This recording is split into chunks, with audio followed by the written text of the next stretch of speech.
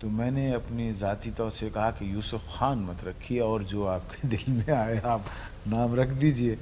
तो बाद में कुछ कोई 2-3 महीने के बाद जब मैंने अपना खुद इश्तिहार में नाम देखा तो मुझे मालूम हुआ कि मेरा नाम दिलीप कुमार तजवीज़ किया गया।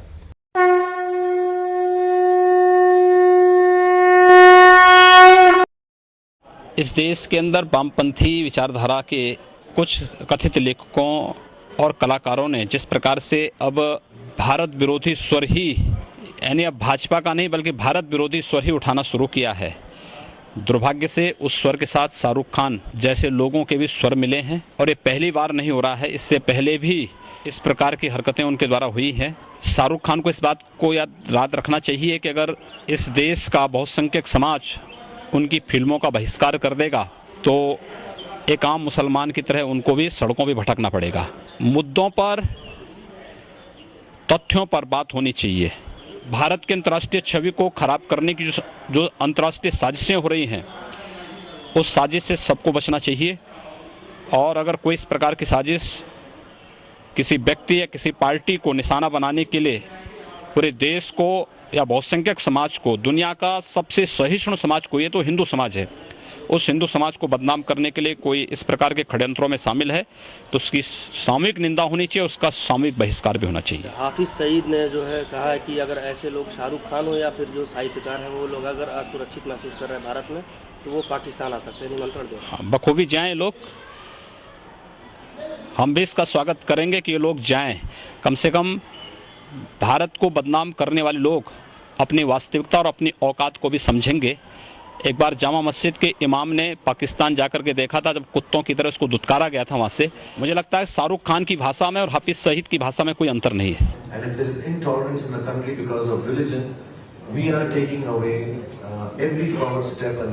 पहले जिन लोगों ने राजनीतिक पार्टियों की खुशामद करके पुरस्कार पाए थे, अब वो लोग उन राजनीतिक पार्टियों को खुश करने के लिए अपने पुरस्कार लौटा रहे हैं। शाहरुख खान को पुरस्कार लौटाने का इतना ही ज्यादा जुनून चढ़ा हुआ है तो उनको पद्मश्री मिलने के बाद में जितना भी पैसा मिला है वो सारा राष्ट्र के नाम दान कर दे, प्रधानमंत्री कोष में जमा करा दे, तब तो हम माने कि विरोध प्रदर्शन है। खाली पेपर लौटा देते हैं वापस।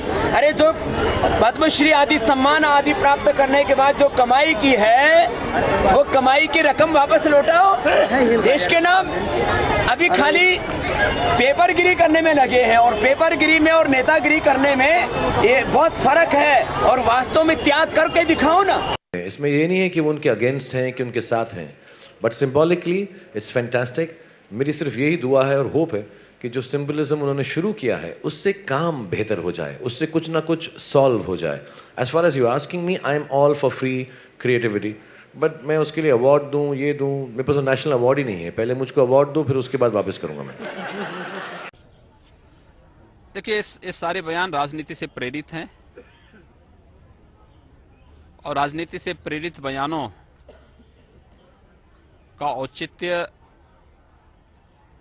पर ही प्रश्न चिन्ह खड़े हो जाते हैं।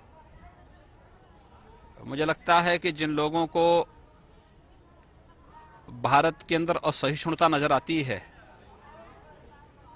तो आखिर सहिष्णुता उनको दुनिया में कहां नजर आती है, उनको ये तो बताना चाहिए।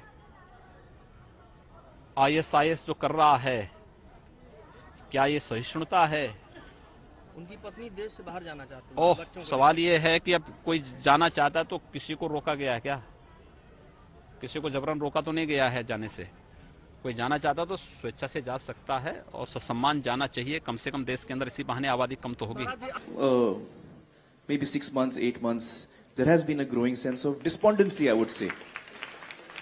I mean, when I sit at home and talk to Kiran, you know, Kiran and I have lived all our lives in India. For the first time, Kiran says, should we move out of India? Now, that's a disastrous and very big statement for Kiran to make to me. She fears for her child. She fears for, you know, what the atmosphere around us will be. She feels scared to open the newspapers every day. So that does indicate that there is a sense of growing disquiet. It's a sense of growing despondency. Apart from alarm, there's one part of it is alarm. There's another part you feel depressed. You know, you feel low. You feel you know, why is this happening? So that sense does exist in me, to be quite honest. Bharat कभी भी असहिष्णु नहीं रहा। इसका एक प्रमाण तो यह है कि यदि भारत असहिष्णु होता तो किरण इनके साथ शादी नहीं करती। किरण की शादी आमिर खान से हुई है, इसका मतलब भारत सहिष्णु है। दूसरी बात यह है कि हिंदुस्तान में जो रहने वाले मुसलमान हैं, ईसाई हैं, सिख हैं, जैन हैं, बौद्ध हैं, हिंदू हैं, ये सब एक ही जेनेटिक स्ट्रक्चर वाले हैं। सबके जीन्स एक है, सबके खून एक है, सबके पूर्वज एक हैं, सबकी संस्कृति, सबकी सभ्यता, सबका वतन एक है। ये तो पिछले मुश्किल से 500-700 वर्षों में कुछ ईसाई बन गए, कुछ मुसलमान बन गए, कुछ जैन बन गए, कुछ बौद्ध बन गए। ये तो हमारे अंदर की पूजा पाठ की एक छोटी सी पद्धति बदली है। तो मैं ये मानता हूँ कि हम सबका खून, हम सबका खानदान, हम सबके पूर्वज, हम सबका वतन, हम सबकी संस्कृति सभ्यता एक है। हमें बहुत भाईचारा है। और ये जो असहिष्णुता वाली बातें हैं, ये मुझे एक राजनीतिक बयानबाजी से ज़्यादा कुछ नहीं लगती। और कम से कम इस देश के सभ्य नागरिकों को, जो अच्छे बुद्धिजीवी हैं, स्वस्थ चिंतन वाले बुद्धिजीवी हैं, उनको ऐसी बातें करके देश की छवि दुनिया में खराब नहीं करनी चाहिए। कल आपने सुना होगा, पढ़ा होगा, हमारी अनाउंसमेंट आई थी किरण जी और मेरी। तो आप लोग को दुख भी हुआ होगा, अच्छा नहीं लगा होगा, शौक लगा होगा। और हम बस इतना आपको कहना चाहते हैं कि हम लोग दोनों बहुत खुश हैं और हम एक ही परिवार हैं।